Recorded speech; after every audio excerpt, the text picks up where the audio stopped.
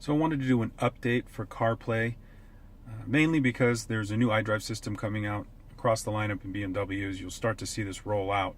The car that I'm in right now is a 2019 BMW X5, but you will see this iDrive system start to show up in other vehicles in the lineup, such as the new 8 Series, the new 3 Series when that releases, the new Z4, and so on and so forth. But pairing it is going to be very similar to how it has been with iDrive systems in the past. So if we go to communication over here on the left side,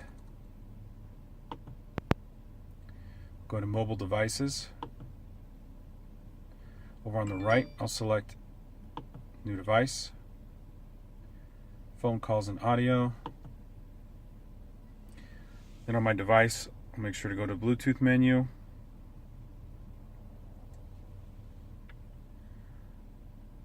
Select the device. Confirm the prompt on the phone. And confirm we want to allow access. So here it's asking me if I would like to connect it as a CarPlay device, which I would, so I'll confirm no and connect to CarPlay. A prompt should show up on the device. You just confirm that, use CarPlay. So in CarPlay, there's something that I've seen people run into where it's been a point of confusion. With the new iOS 12 update, they have now allowed for Google Maps and Waze integration. So if you prefer using those map applications, you can use those through CarPlay now. But to talk to those applications directly, it's a little bit different than you might think. So Google Maps, there is this microphone button down here in the corner. So if I press this software button, it brings up the Google Assistant, and now I can talk to the Google Assistant, which would then put any navigation directions or requests that I have through the Google Map application.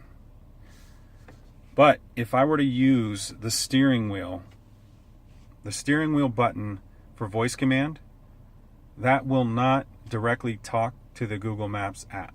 The only way to do that is through this software button here.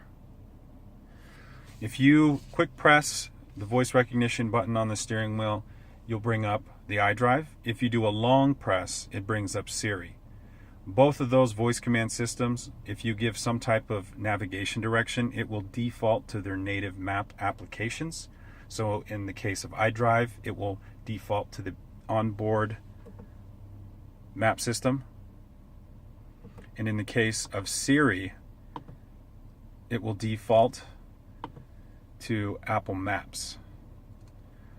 So if you talk to Siri, give it a direction, it's going to pull up Apple Maps. Even if you were in Google Maps and you talk to Siri, it will still bring up Apple Maps. So note that it has been a point of confusion. And one last thing regarding CarPlay is regarding sending destinations from Apple Maps to the BMW iDrive's mapping system. So this is beneficial because then you get to use the additional directional tools that the BMW provides you. So things like aero displays in the cluster or the head-up display, the distance until your next turn, as well as the name of the street.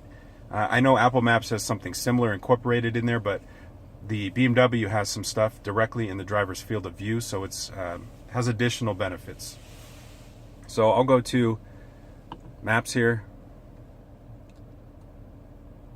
I'm going to go to destinations and then just pull up a destination in here. I'll go to the airport. And you'll see over here on the left in this little pop-up that comes up, I can click go and then Apple Maps will start directing me. But if I send a BMW navigation, you'll see it allows me to add it in. Please follow the directional info on the display when leaving turn right. So we also get the indicators in the cluster. And if the vehicle is equipped, you'll get the indicators and the head-up display. Try to zoom in a little bit there. So additional benefits of sending the destination to the iDrive. If you have any other questions or comments regarding iDrive 7 or CarPlay, let me know. I'll answer it as best I can.